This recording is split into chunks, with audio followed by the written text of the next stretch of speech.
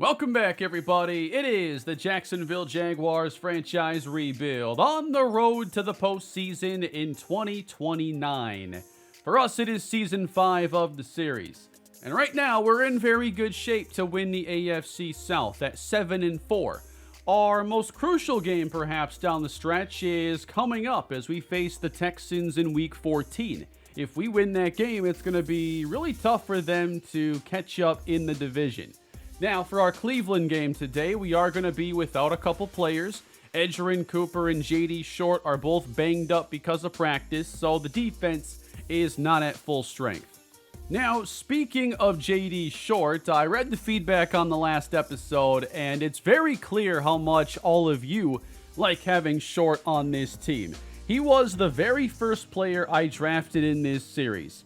And despite being drafted with normal development, he's become a very crucial part of this defense and a very good starter who is now having perhaps his best season in year 5 when he is due to receive his big contract extension. I would definitely like to keep Short around, but what is it going to take to convince him to return? We really aren't the best fit for him, and our last offer was $6 million over what he was originally requesting. I'm going to try again, and this time I'm going to offer 4 years and $66 million, adding $6 more million on, even though I wasn't looking to return. This offer is getting real tempting, so we are clearly getting close, but don't have a deal yet. We'll see if we can get a deal done with JD at some point today, but let's move on to some other players now. Joey Harper is a player that we could look to move on from if this tackle class looks promising enough. And with 2 first-round picks this year, I really want to have a good plan for how to approach the first round. Where do we think we can find another impact starter or two? I'm willing to consolidate and trade up. I think we're at the point where that often makes sense to find true game-changing caliber players. Here is Joseph Bowen, the rookie defensive tackle. That's a +6 finesse move out of a run stopper upgrade? Are you kidding me? It just went to a 70.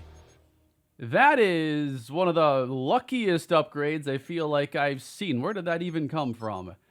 Bowen this year has 1.5 sacks, and now with improved pass rushing, maybe he'll get a few more.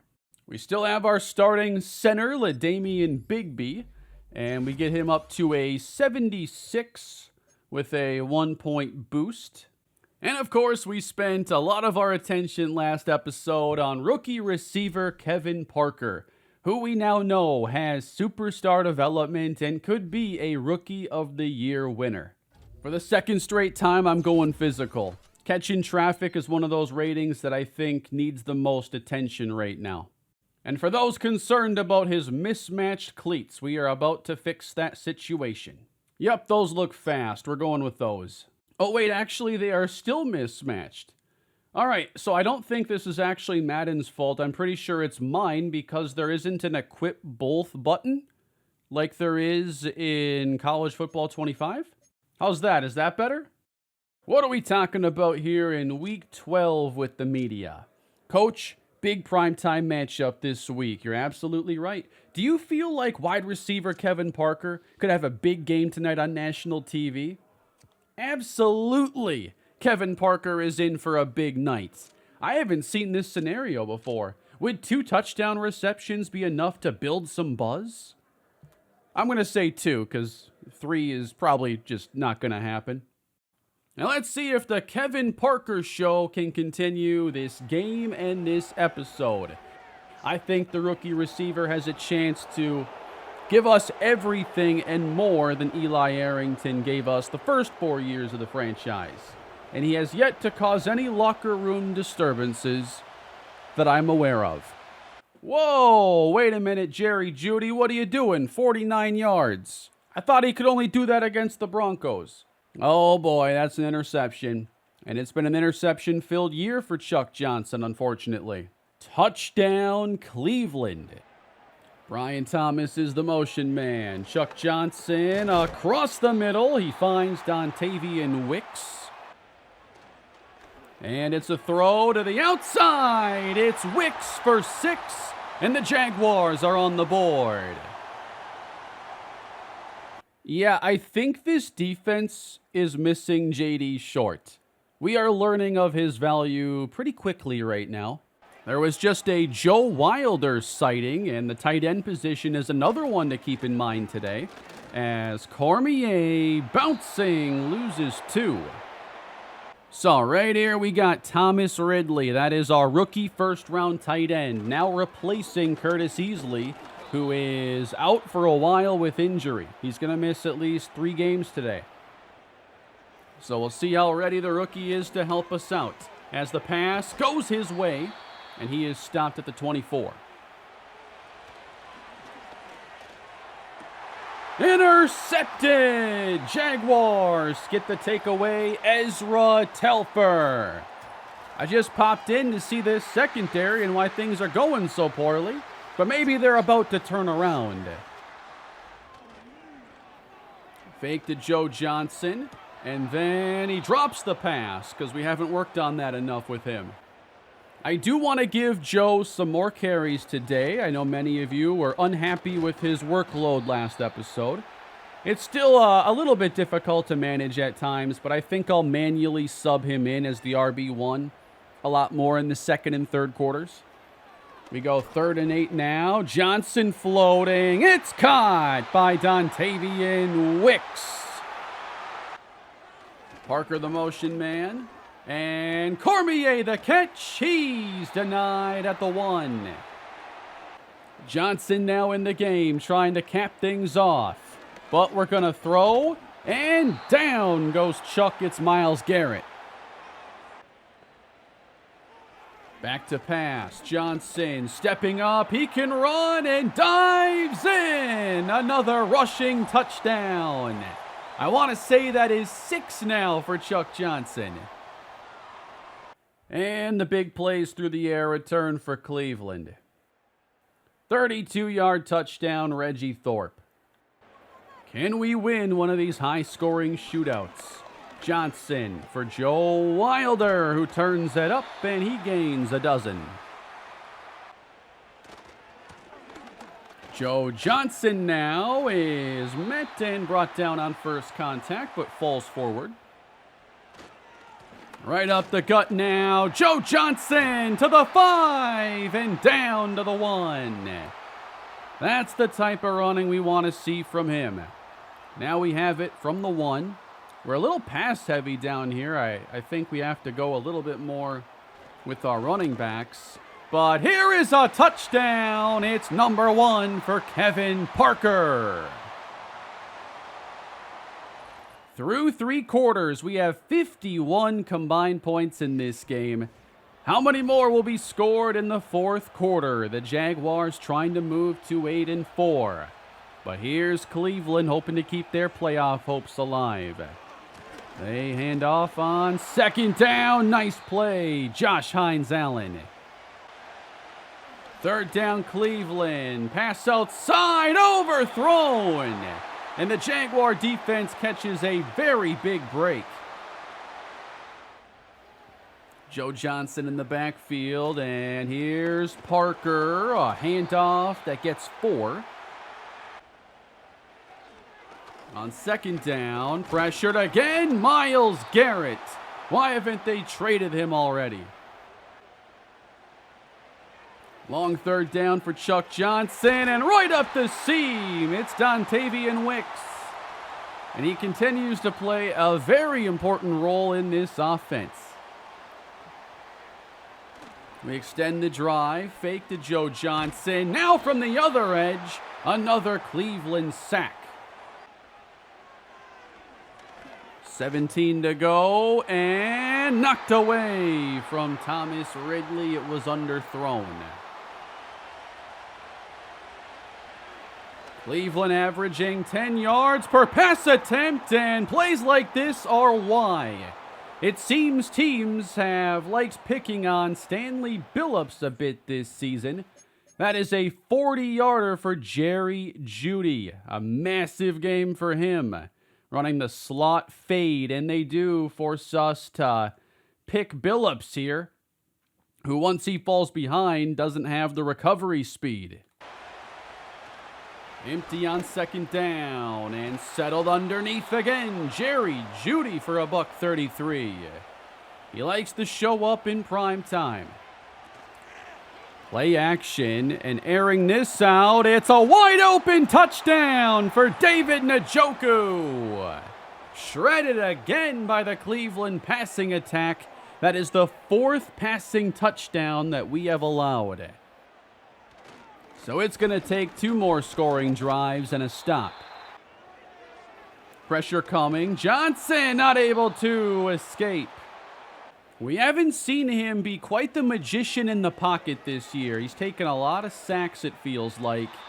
And this drive goes nowhere fast. We're going to have to force them to go 3 and out. Or we're going to go for it right now, 4th and 8, okay? This is almost a game on the line right here. Chuck Johnson with Garrett steamrolling Harper. It's knocked away from Brian Thomas Jr. Off the fake. Downfield. Open again. They pick on Billups for a first down inside the 15. 4-man rush. Cotton throwing. End zone. Touchdown, I thought. David Njoku did he get both feet down? I saw a touchdown. It is reversed into a touchdown. And Cleveland has thrown 5 touchdowns now in the game. What a mess. And the game is over. 41-24. A huge win for Cleveland. And a disappointing game for a Jaguar team that's been in really good shape for much of the year. But we just didn't look all that great. We scored a few touchdowns, but Cleveland just looked like the better team all around. Winning this game and going to 8-4 is a very different world. Being 7-5, facing a division rival who could send you to 7-6, and then your playoff chances aren't nearly as favorable. You're going to be in the hunt with a bunch of other teams. But we learned a couple things today. We definitely want J.D. Short out there. And I should have never let them put Billups in the slot as the depth chart got reshuffled. That was a mistake. He's not athletic enough, I think, to keep up with some of those receivers. We need Chuck Johnson to play better down the stretch. I don't think his sack avoidance has been as good, his decision making. But rating-wise, he continues to go to a really good place. So this is my chance to choose our focus players this year, and I'm going to prioritize the tackles that don't have the higher percentage in the region where we have a tackle scout. So we have James Foster, who's going to be a focus player. We also have Brian Allen, and I am also going to choose cornerback Lamar Odom. We don't have as much scouting focus there this year, but I just want to know where the impact players are, regardless of position. I'd also like to return to our talks with J.D. Short. We've been turned down a couple times, and I'm worried that our next attempt could be our last until, unrestricted free agency. So I'm going to offer now $76 million over 4 years, a much more substantial offer than my first, and J.D. Short has turned it down, and we have lost the ability to offer any more contracts to him. So that's going to create a situation then where we either need to use the franchise tag, which I have already thought about using on Chuck Johnson, or we have to compete with teams that probably fit his motivations. And if it goes to the offseason, I'd have to consider him probably gone. So I cannot franchise tag both.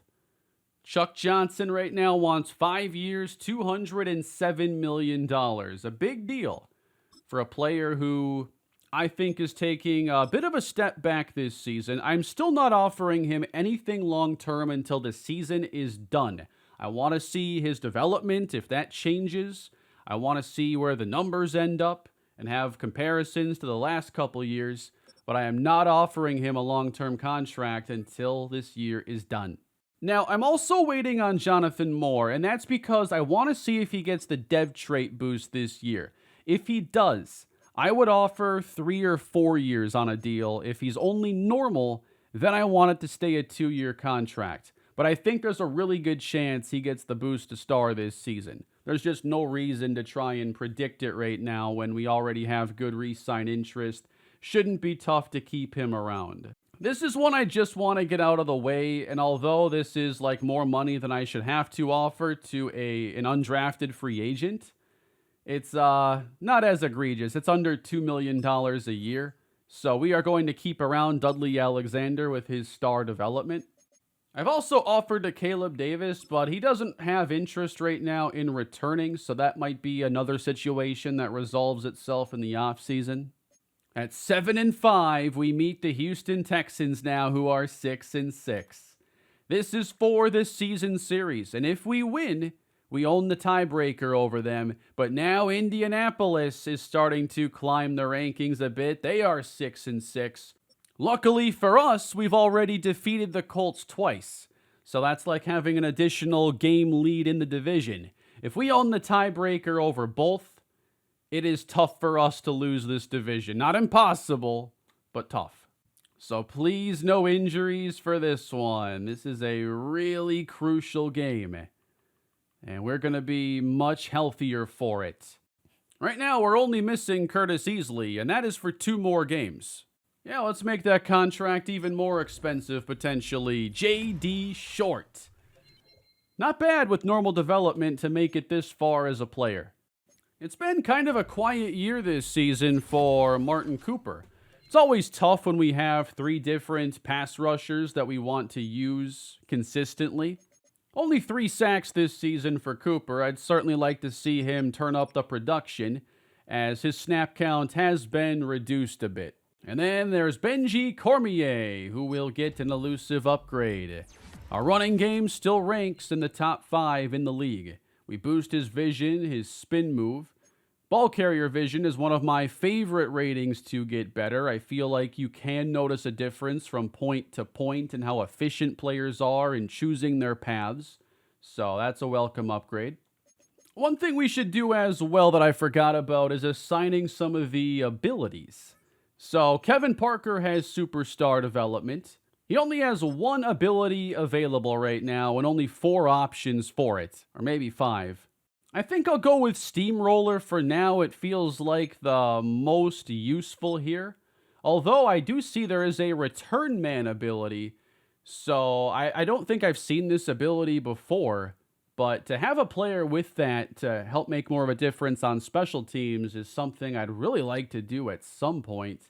Sometimes I can be hesitant to use star players on special teams and expose them to hits on plays that aren't likely to be game-changing to begin with. And then Martin Cooper does have another slot opened up, so let's see what we can add on here. The under pressure one, I think, is one of the best you can get, especially for players that rush from the interior. And I've always been a big fan of the Reach Elite skill. And while we're here, we're going to give Ezra Telfer the flat zone and the mid zone knockout abilities. And we haven't broken out these uniforms in a little while, so they're returning for one of our biggest games on the schedule. A game that could propel us to another AFC South Division title. We are 4-0 in division play this season. Good start for Andre Cisco. But now we see that Devon Lewis is coming off after 1 play. We should have our linebacker duo out there, and we do, with Edgerrin Cooper and Devin Lloyd. 2nd down and 12 for Stroud. Throwing down the middle. Getting the first down, it is Nico Collins, and teams just keep throwing at Stanley Billups. Yeah, I don't know why he's even in the slot. I have to fix that. Stroud is sacked. It's Trayvon Walker. And we create 3rd and long. Even more pressure on the way. Stroud sacked by Walker on back-to-back dropbacks. Let's see if the offense can start anywhere close to as strong. Joe Johnson opens, runs into a block, and gains 3. On 2nd down, that is lofted, and open is Thomas! got behind Lassiter, and he's gone. Touchdown, Jags. What a start. On an island out there against Kamari Lassiter, and Thomas has that speed to blow by most of the top cornerbacks in the league. Nico Collins again. Well, that's all the Texans can do on their second drive. Brian Thomas back at it for 21 yards. Huge penalty. Motion flipped. Here's Cormier. Gets a lane, and he's inside the Texan 30. Wilder and Ridley on the field together as Johnson dumps it. Ridley, first down. Johnson rolling. Will Anderson sacks him again. I just don't think he's been as good, like, commanding the pocket this year. 2nd and 17. And it's dumped off, and turning this up. A good pickup for Wicks. He's just the guy that tends to save things and gets everything back on track. 3rd and 6. They're giving the receivers plenty of space. Come on, Chuck. Steps up, runs, following Joe Johnson to the 11. Joe Johnson to the outside, and he will score, showing excellent speed to the edge. Jaguars take a 2-touchdown lead. Yeah, we appear to be responding just the way you hope when a team suffers a really disappointing loss. And those happen. But some teams bounce back, some teams don't.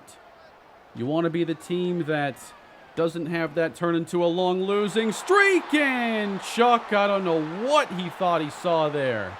I've never thrown that pass. Never. Cormier the carry. Cutting downhill where he gains 9.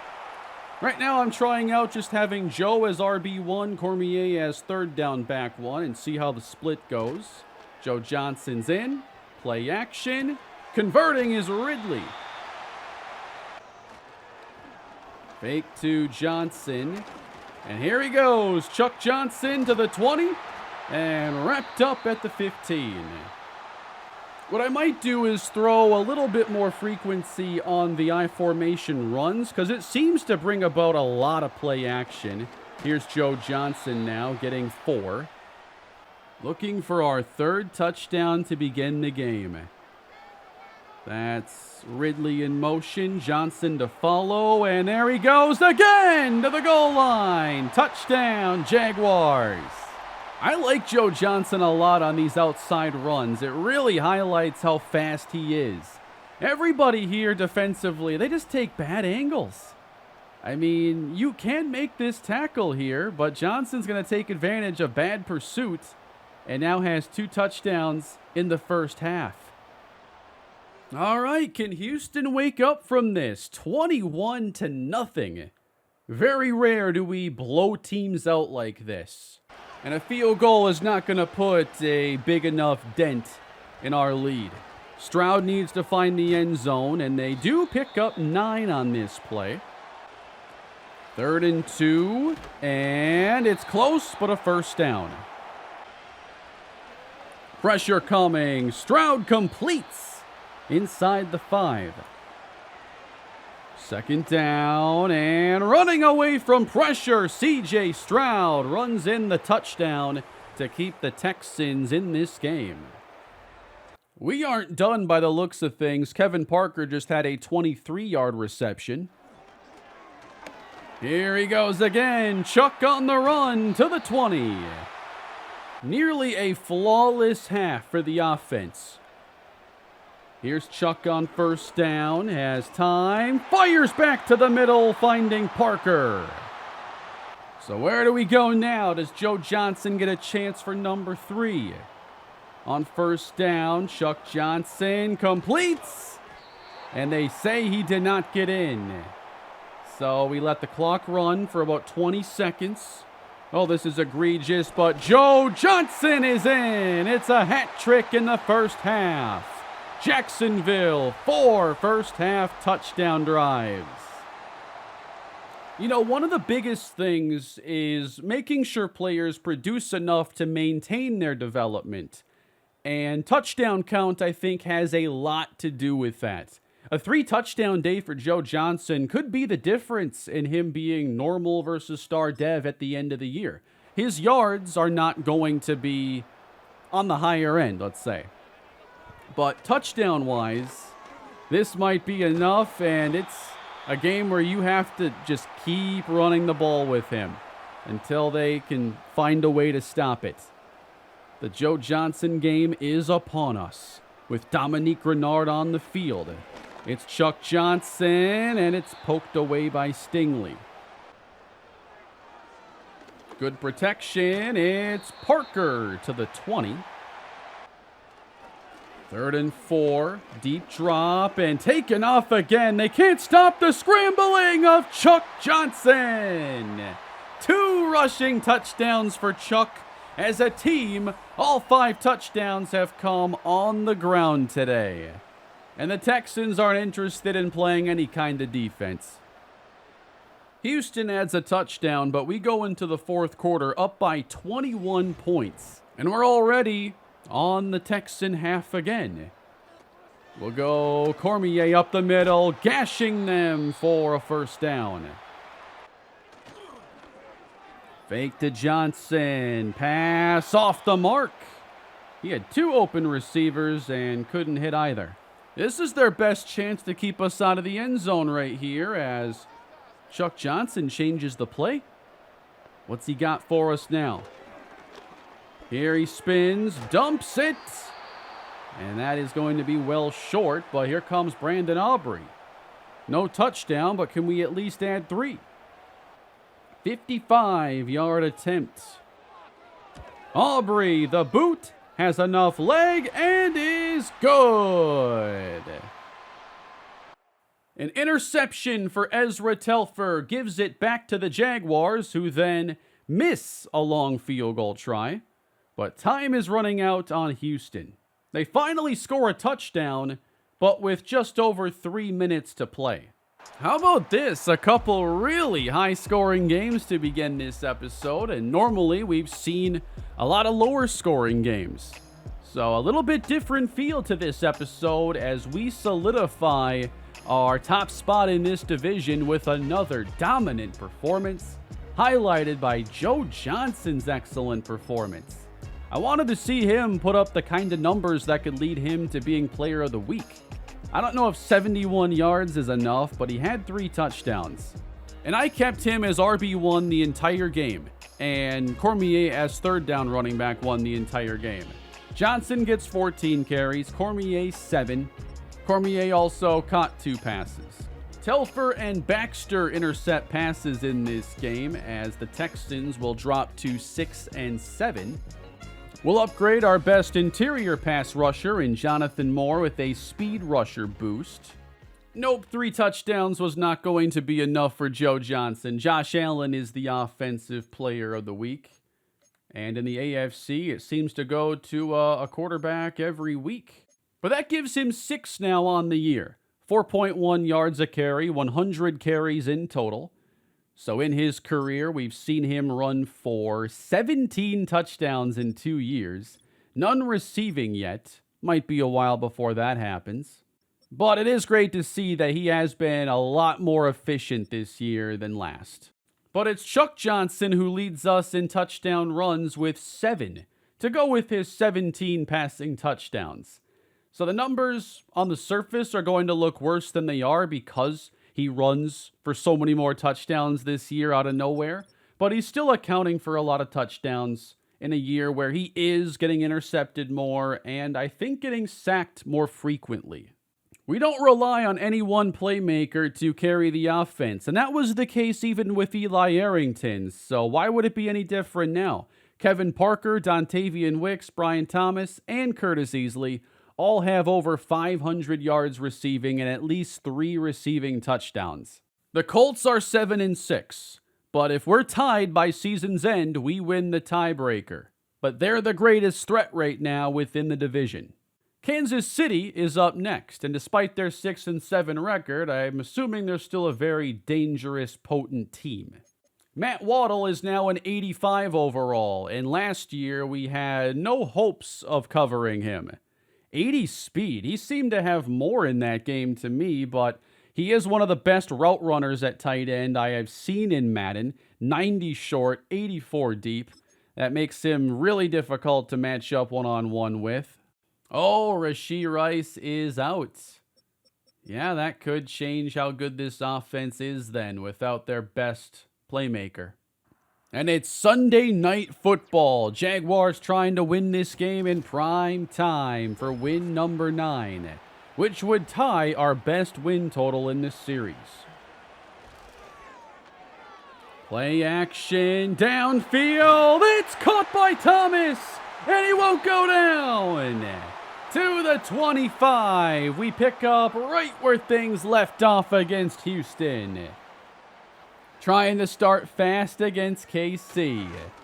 Hands off Cormier, dives inside the 20. Inside handoff, and wrapped up is Cormier.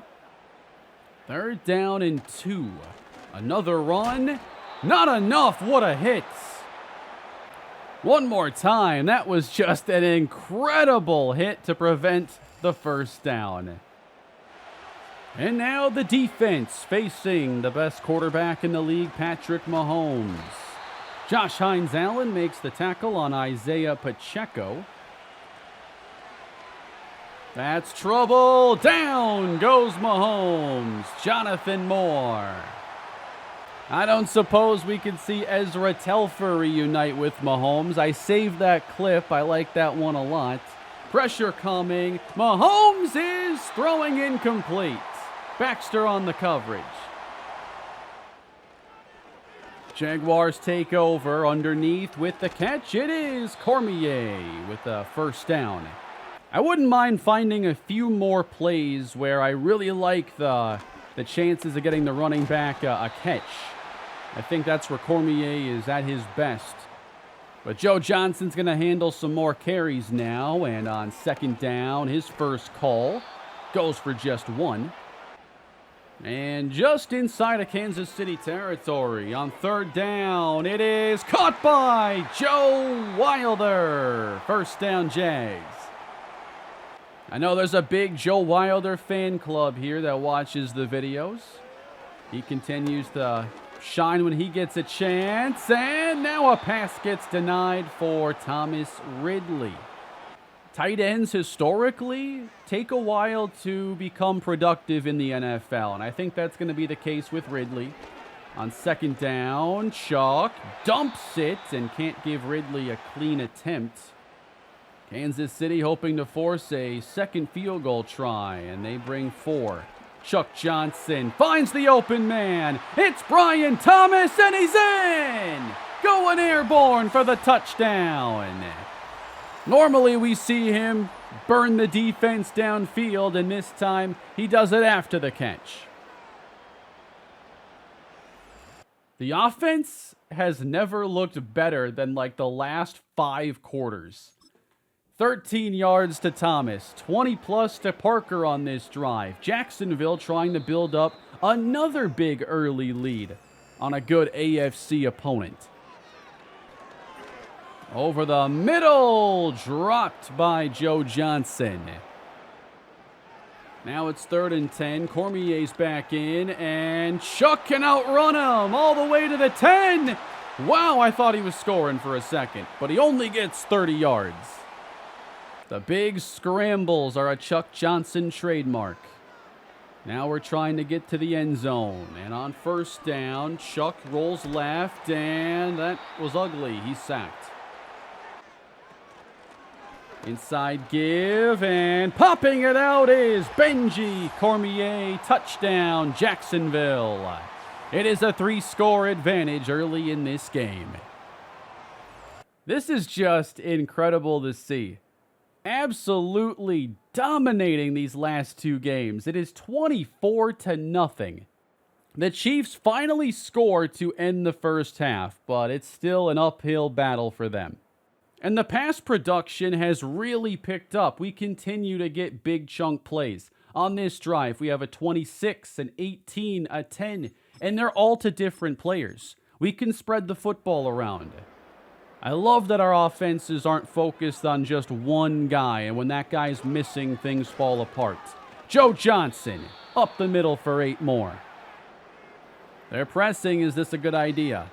Chuck on second down. Wicks! He's been studying Tyler Lockett. I'm not even sure this is 3rd and inches. I think it's less than that. Fake to Joe Johnson. Ridley, the catch. Only a 3-man rush, and we get it underneath to Wicks. Play action. Chuck dumping to Wilder, and that's where the drive is going to end. But the Jags just have not been having to punt a whole lot lately. A lot of scoring drives in this episode. After a sack by Martin Cooper, 3rd and 16, Kansas City down 20. They need this. Pressured again, incomplete. Martin Cooper again. And the Chiefs gotta go here. Time is not on their side. And down goes Mahomes. I haven't seen Kansas City in a game like this in over a week. Looking to wrap this game up. Chuck Johnson at the 14, 3rd and 2, and Joe Johnson gets it. Chuck Johnson has exactly 300 yards passing with 2 touchdowns. Johnson not able to get to the edge. Can he find his 3rd passing touchdown here? Chuck scans, runs, has space, and he does it again. Another rushing score for Chuck, and we are blowing out Kansas City. Where's the mass subs button in this game? Cruising to back-to-back wins in impressive fashion. There may not have been a better 2-game stretch in the entire franchise. Jaguars win, score their 9th win on the season, an inch closer to a return to the postseason. Mahomes throws for 144 yards, a little bit short of Chuck Johnson's 300. We didn't run the ball all that well in this game, but we really didn't need to either. There is currently nobody on our injury report, and I think that we're going to put Curtis Easley back as the starting tight end then. I don't think Thomas Ridley did enough to stand out, especially to take this role away from Easley, so he's going to be back as our starting tight end. Let's upgrade Jelani Swain, and also see if the sacks given up have gotten better over the course of the year. Pass blocking is up a bit. He's one of our few players who is actually in negative morale still, because he has given up a lot of sacks this year. 16, that's more than I thought. And it really hasn't gotten better. Playmaker, Brian Thomas gets an upgrade, and we get +1 deep, +2 spin, but no short or medium route running, unfortunately.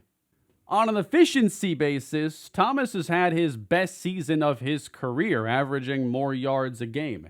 He has missed some time, so he's not going to eclipse his 1,102 yards he had back in the 3rd year of the series. So we have 3 chances now to get to double-digit victories. One of those games is against the 3-win Titans, who are the worst team in the AFC this season and could pick number 1 for a 2nd consecutive year.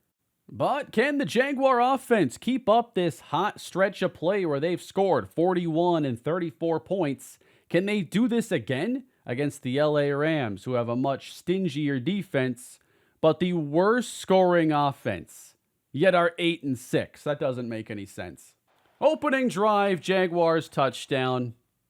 19 yards for Joe Johnson. It was even a catch. The Joe Johnson touchdown catch has happened.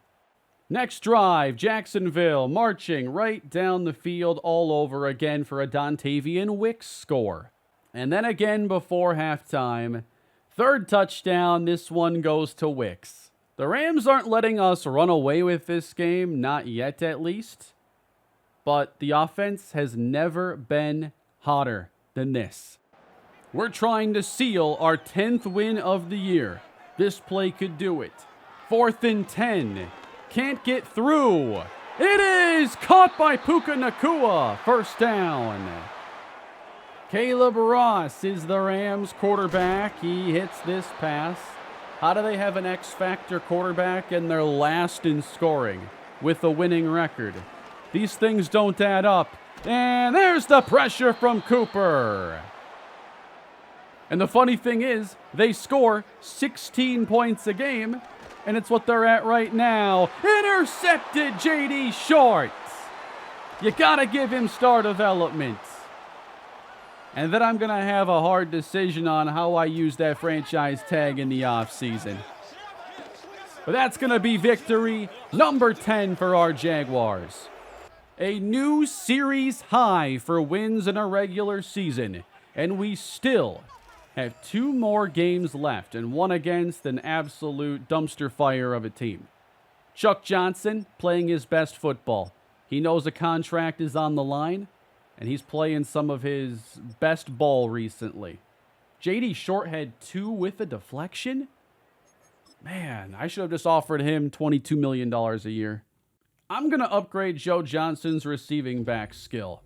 Because we've watched him drop 2 passes today on like 2 or 3 tries. It didn't get better either. It might be stuck.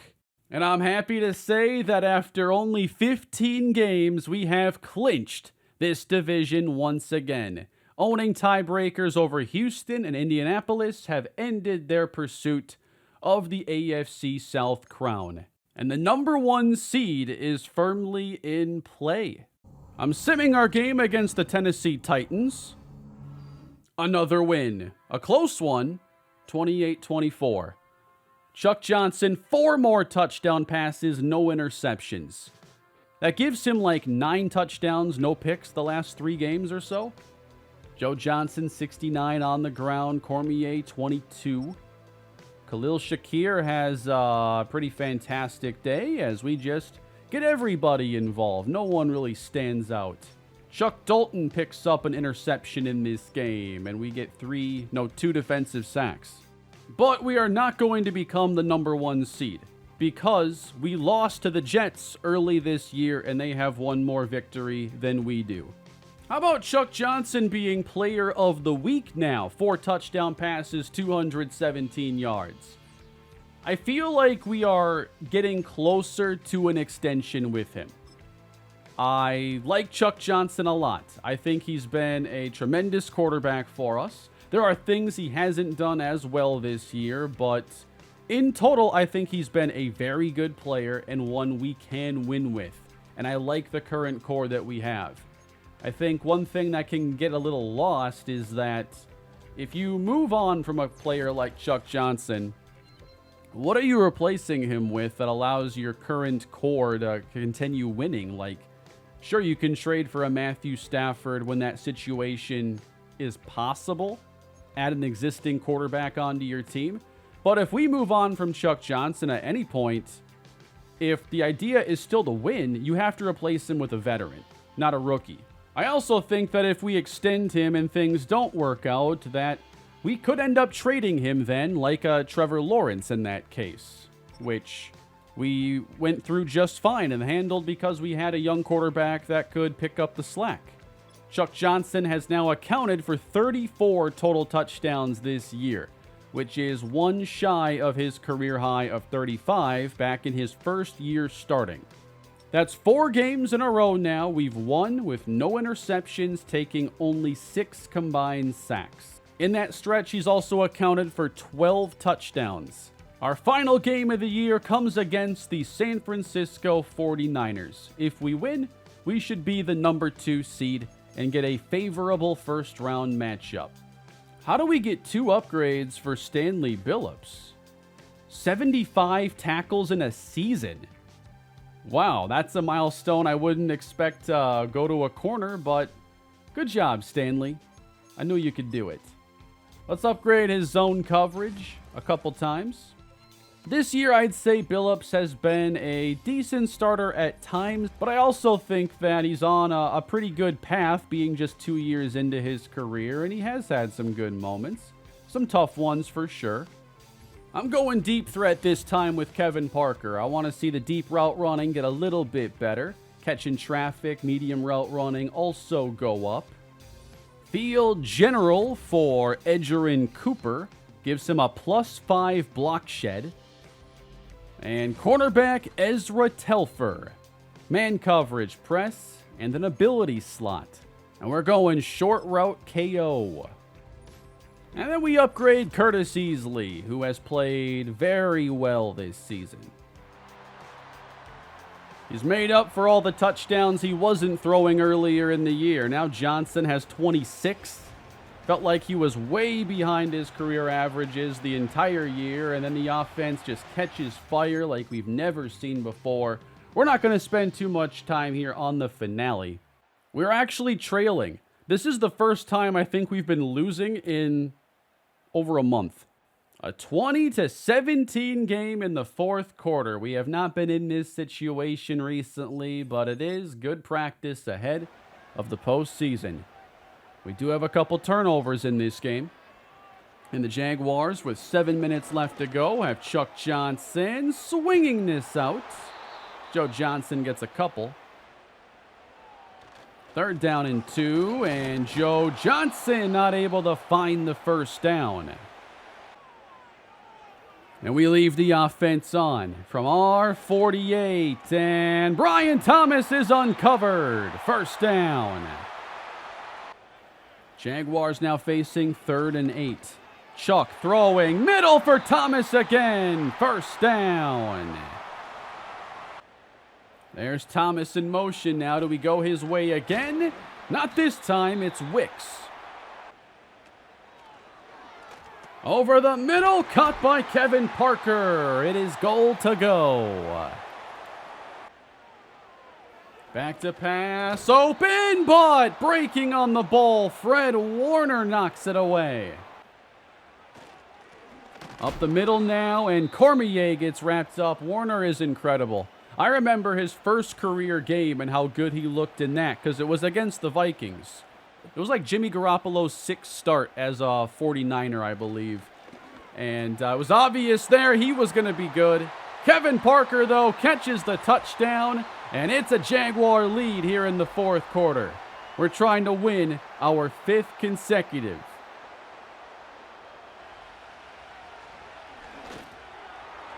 Brock Purdy is almost intercepted, as we have a battle today of 2 late-round gems found by their respective organizations.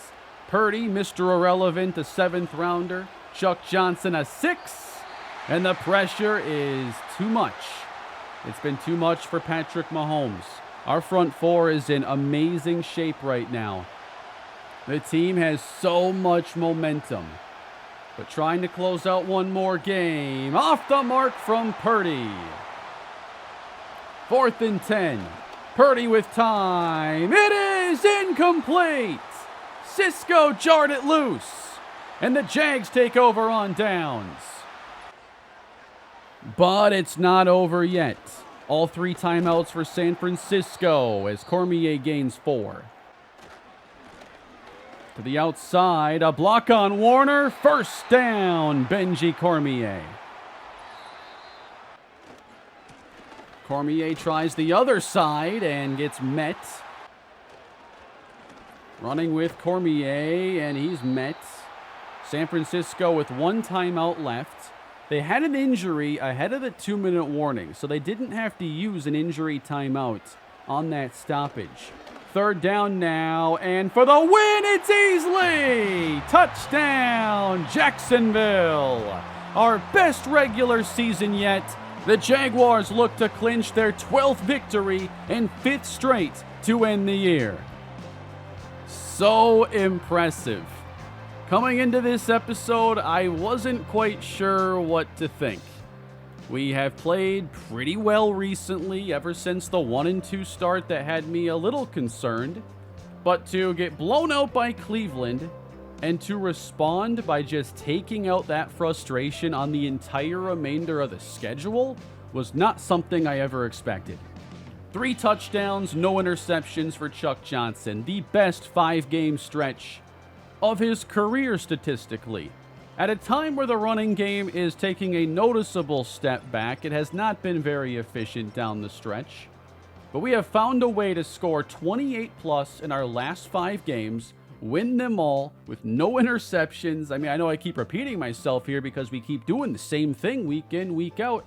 This team is playoff ready, and we'll see if they can stay as hot as they've been to end the year. But who's that first playoff opponent going to be? And it looks like we're pretty healthy going into the postseason. But get ready, because next episode, the playoffs return against the Indianapolis Colts in a 3rd division meeting this year. We beat them by 3 in the game Baker Mayfield had to play the majority of, and beat them by 3 a handful of weeks later. These games have been high scoring, exciting, and they go down to the wire. I'm expecting nothing different in the 3rd and most decisive meeting between these 2 teams. Houston is also a part of the postseason this year. 3 teams from the South are in. And because the Dolphins are not included, we know where one of our first-round picks is. We'll check on that. The Ravens, Chargers, and Jets also win their divisions. The Patriots have been rebuilt and are a wild card, while the Packers are the 1 seed in the NFC. Miami finished at 8-9, so I would imagine that is like the 13th overall pick then. Okay, 12. So that's valuable. Plus, we can always look to move up. We have another first-round pick, a 2nd. So I won't hesitate to try to make this pick get us the biggest impact in return. Chuck Johnson finishes 29 passing touchdowns to go with 8 on the ground. 11 INTs doesn't sound so bad. It just seemed like he was on pace to go for like 18 plus this year. But no, he solves that problem just before we have to make a decision on his contract. Cormier was more efficient than Joe Johnson. I think he'll get more carries in the postseason.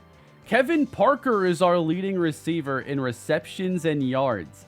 That is a really good rookie season with 960.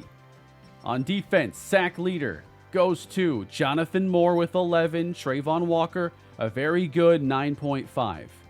And J.D. Short, 5 interceptions for the 5th-year cornerback, who also is due a new contract. So will we be missing any players then in the postseason?